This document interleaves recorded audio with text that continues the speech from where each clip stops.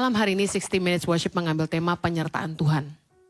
Mazmur 34 ayat 8 sampai 11 kita baca sama-sama. 3, 2, 1. Malaikat Tuhan berkemah di sekeliling orang-orang yang takut akan Dia, lalu meluputkan mereka. Kecaplah dan lihatlah betapa baiknya Tuhan itu. Berbahagialah orang yang berlindung padanya. Takutlah akan Tuhan, hai orang-orangnya yang kudus, sebab tidak berkekurangan orang yang takut akan Dia. Ayat 11. Singa-singa muda merana kelaparan, tetapi orang-orang yang mencari Tuhan tidak kekurangan sesuatu pun yang baik. Katakan amin. Tahukah Anda bahwa salah satu tanda penyertaan Tuhan dalam hidup orang-orang yang takut akan Dia adalah Tuhan meluputkan kita. Katakan diluputkan. Diluputkan dari apa? Saya akan bahas 3. Yang pertama, diluputkan dari tangan orang-orang fasik. Siapa itu orang-orang fasik? Orang-orang yang jahat. Orang-orang yang punya niat yang tidak tulus sama kita. Teman-teman yang gak tulus sebenarnya.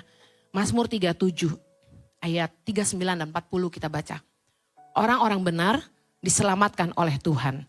Ia adalah tempat perlindungan mereka. Pada waktu kesesakan ayat 40. Tuhan menolong mereka dan meluputkan mereka. Ia meluputkan mereka dari tangan orang-orang fasik. Dan menyelamatkan mereka. Sebab mereka berlindung padanya. Siapakah orang-orang fasik? Orang-orang yang kita nggak tahu niat hatinya baik atau enggak sama kita. Tuhan itu meluputkan kita dari hubungan-hubungan yang salah. Kadang-kadang sebagai manusia kita itu lebih gampang percaya orang karena penampilan, betul? Makanya ada pepatah berkata don't judge the book by the cover. Nah kadang kalau orang udah baik sama kita, orang bantu kita, apalagi tuh orang itu ngasih kita duit, ngasih kita berkat. Saya yakin langsung hati Anda luluh. Baik banget orang ini. Kita biasanya gampang mudah percaya sama orang yang murah hati. Ada yang percaya katakan amin. Orang kalau udah royal sama kita udah gak peduli. Dia sungguh-sungguh sama Tuhan gak, dia takut sama Tuhan gak, dia tulus gak. Yang penting dia kasih gue duit. Itu manusia. Begitu mereka memberkati kita, mereka nolong kita, rajin kasih tips ke kita, wah ini orang baik banget. Udah hati kita luluh dan mudah percaya. Saya sudah pernah khotbah tentang kemurahan hati bukan lambang orang itu baik, benar-benar baik. Karena pohon yang baik menghasilkan buah yang baik. Saya pernah ketemu orang yang murah hatinya tapi kawin istri 5. Pakai berhala, bawa sapi potong kepalanya segala macam untuk meresmikan. Banyak. Dan saya lihat dia malah murtad. Dari ikut Yesus meninggalkan Yesus. Nah tapi dia royal. Kita sebagai manusia gampang terpesona. Tapi berapa kali Tuhan meluputkan kita dari orang-orang fasik. Orang fasik yang kelihatan baik di luar. Tapi tidak baik di dalam. Kita diluputkan Tuhan dari hubungan-hubungan yang salah. Hubungan-hubungan yang akan merugikan kita di masa depan. Kita butuh modal. Kita lihat orang kaya, udah kita buta. Join sama dia. Karena kita butuh uangnya. Tapi dengar. Jangan mudah percaya teman. Mika 7 ayat 5. Janganlah percaya kepada teman. Janganlah mengandalkan diri kepada kawan. Jagalah pintu mulutmu terhadap perempuan yang berbaring di pangkuanmu. Pacar aja belum tentu bisa dipercaya. Amin. Well, saya belajar di hidup saya. Hanya waktu dan proses yang bisa membuktikan ketulusan seseorang. Amen. Ada orang yang saya terpesona dengan kebaikannya. Sampai saya terlalu percaya sama dia. Saya ini kalau udah percaya orang 110%. Bahaya ya. Jadi saking dia baik. Kalau ngomong rohani, dia bilang dia cinta Tuhan. Saya terpesona. Dan betul-betul naburnya luar biasa. Tiba-tiba waktu membuktikan. Amen. Tuhan meluputkan kita. Waktu hubungan itu rusak. Saya yakin kita kecewa, betul? Kita sakit hati. Kita merasa dihianati. Mungkin kita merasa ditinggalkan. Ada hubungan-hubungan bisnis yang pecah di tengah jalan. Ada orang-orang yang kita udah baik-baik bisnis sama dia. Tiba-tiba dia kick out kita sepihak. Mungkin Anda sudah naruh invest 100 juta. Tiba-tiba Anda dibuang begitu aja. Anda hubungi dia, Anda bisa dicari lagi. Saya kasih tahu. Kalau Anda takut akan Tuhan, sesungguhnya tanda penyertaan Tuhan, Anda sudah diluputkan dari orang-orang fasik. Prosesnya tidak mudah, prosesnya menyakitkan, prosesnya dikecewakan, prosesnya ditinggalkan, prosesnya ditipu orang. Tapi Tuhan sedang menggunakan itu supaya membuka matamu. Kamu tidak buta karena dia kaya. Kamu tidak terkesima karena dapat banyak hadiah. Tapi kamu mengerti, engkau sudah diluputkan dari hubungan yang salah. Daripada kerugian yang lebih besar. Lebih baik hilang 100 juta daripada hilang 1 miliar. Yang berarti katakan amin. Tapi saya tahu pada prosesnya kita kecewa. Tapi ketahuilah, kalau Anda hidup takut akan Tuhan, ini tanda penyertaan Tuhan. Anda diluputkan dari hubungan yang salah. Katakan amin. Yang berikutnya, diluputkan dari apa? Diluputkan dari keputusan yang keliru. Berapa banyak tangan-tangan orang di sini yang pernah ditolong Tuhan dari keputusan yang salah? Oh haleluya. Mazmur 116 ayat 8 kita baca sama-sama. Ya, engkau telah meluputkan aku daripada maut. Dan mataku daripada air mata. Dan kakiku daripada tersandung. Penyertaan Tuhan meluputkan kita dari air mata, dari tersandung. Yang artinya apa? Dari keputusan-keputusan yang keliru. Kita kadang-kadang terlalu menggebu-gebu. Jatuh cinta sama orang yang salah. Lalu batal nikah. Lalu putus cinta. Di tengah jalan padahal sudah tunangan. Ada di sini yang udah sebar undangan batal nikah. Saya sudah pernah. Gagal kerja sama bisnis. Tadi saya sudah bilang. Terus batal pindah kerja. Apapun yang Anda alami. Keputusanmu kelihatannya benar. Saya duduk dengan salah satu pelayan Tuhan. Dia bilang dia mau pindah ke Amerika. Banyak orang Indonesia ke Amerika untuk jadi gelap. Karena untuk dapat green card mudah. Gak tahu saya rasa tidak semudah itu, tetapi banyak yang coba ke sana. Waktu saya punya kesempatan satu kali duduk dengan dia, saya tanya, apa alasan kamu mau pindah ke Amerika? Dia bilang, demi kesejahteraan istri dan anak-anak. Karena sekolah di Amerika gratis. Meskipun kita bukan citizen sana. Secara pekerjaan dolar beda. Ada amin? Tapi saya bilang, kamu dipanggil Tuhan untuk apa? Melayani. Saya tanya, ladang pelayanan yang kamu berbuah itu di Indonesia atau di Amerika? Di Indonesia. Lalu, apakah kamu di sini lebih miskin dibanding kamu di Amerika? Tidak. Apakah di sana jalan yang terbuka menyenangkan? Tidak. Kenapa mau pergi ke Amerika? Saya tuh bersyukur gini ya. Tadi siang saya baru merenung. Salah satu karunia yang Tuhan berikan dalam hidup saya adalah menyelesaikan masalah. Salah satu kekuatan yang Tuhan tanam di hidup saya adalah saya seorang solution maker. Ketika semua selisih, tengah-tengah pembicaraan meeting, ada masalah begini, ada masalah begitu. Tiba-tiba kayak hikmat Tuhan turun, saya langsung kasih tahu, bikin gini aja. Saya langsung bisa bantu orang untuk pimpin dia cari tahu isi hatinya yang sebenarnya. Lalu berkaca kepada firman Tuhan gitu. Nah, saya bilang gini, banyak kali manusia tidak punya ketajaman seperti itu. Kadang kita terlalu ngandalin orang lain. Kita tanya orang, kalau saya begini bagaimana ya? Kalau saya begitu bagaimana ya? Menurut kamu bagus gak ya begitu? Banyak yang sering di sini begitu. Nanya teman, bagusan baju merah, baju kuning, baju aja nanya orang. Sepatu hijau, sepatu biru, bagus mana? Kita urusan sepatu, baju aja tanya orang. Bayangkan soal masa depan. Kita harus tahu Tuhan itu sayang sama kita. Dia setia sama kita. Kalau kita itu cinta Tuhan, kita takut akan Tuhan. Jangan takut bikin keputusan.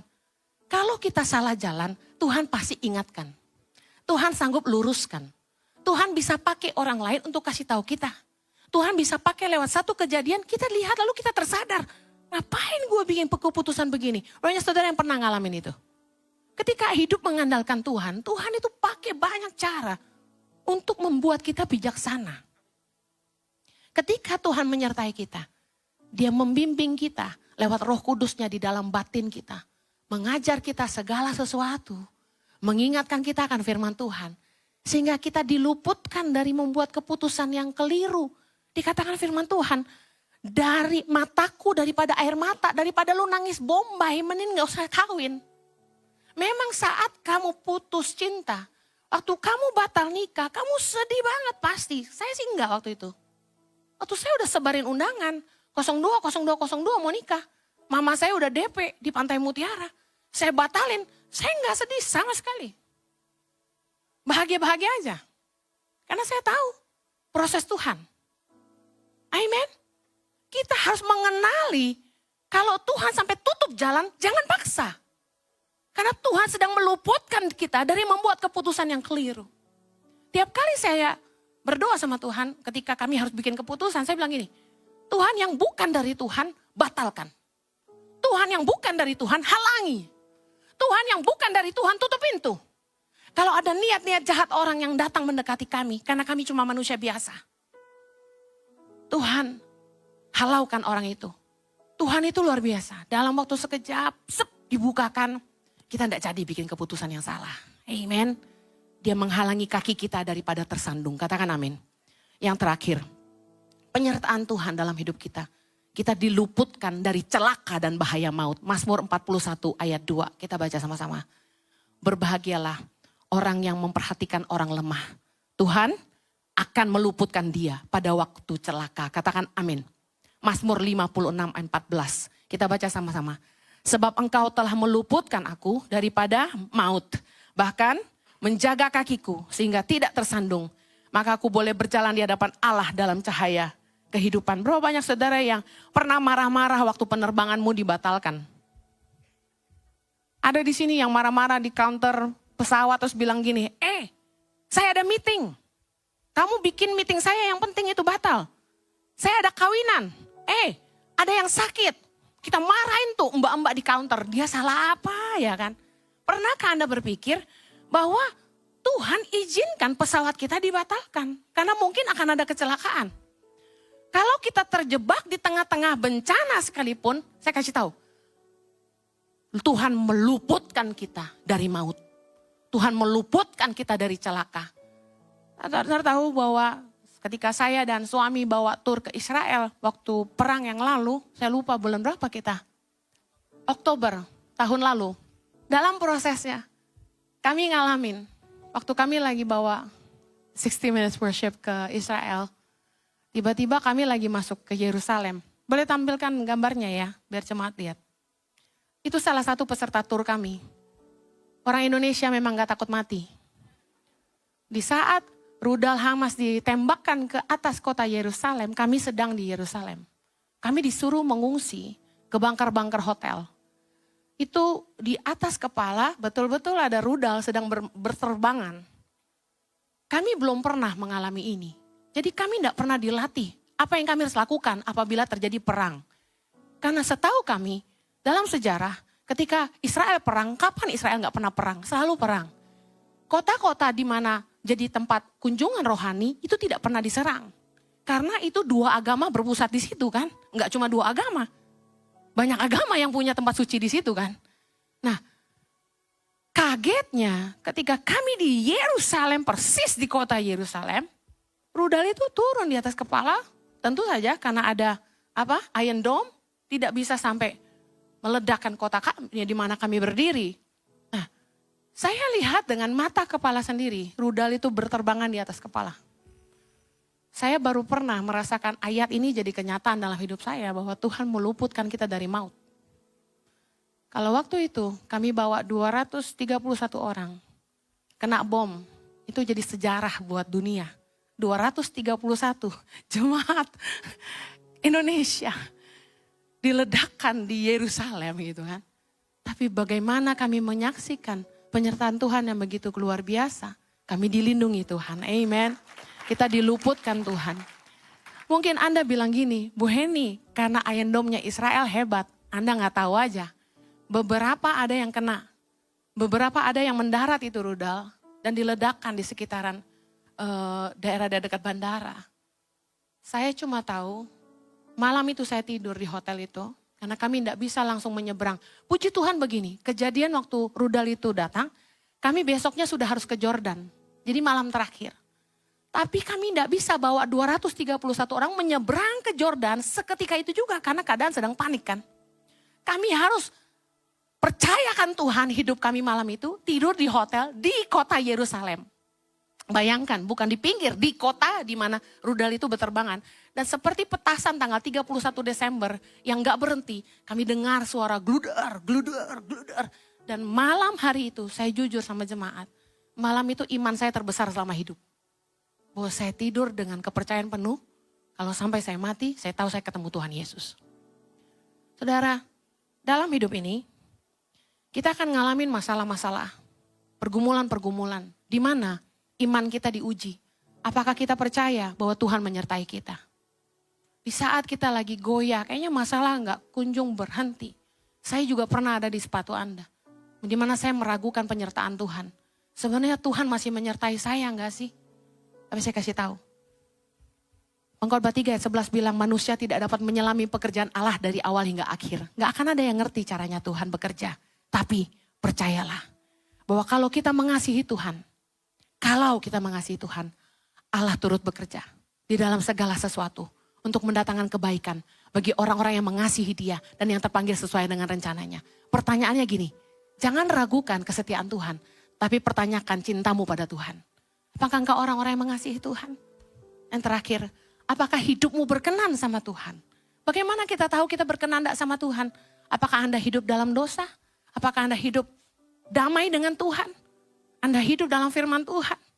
Anda mengasihi Tuhan sungguh-sungguh? Karena janji firman Tuhan, Mazmur 37 ayat 23. Tuhan menetapkan langkah-langkah orang yang hidupnya berkenan kepadanya. Penyertaan Tuhan dalam setiap langkah-langkahmu, katakan amin.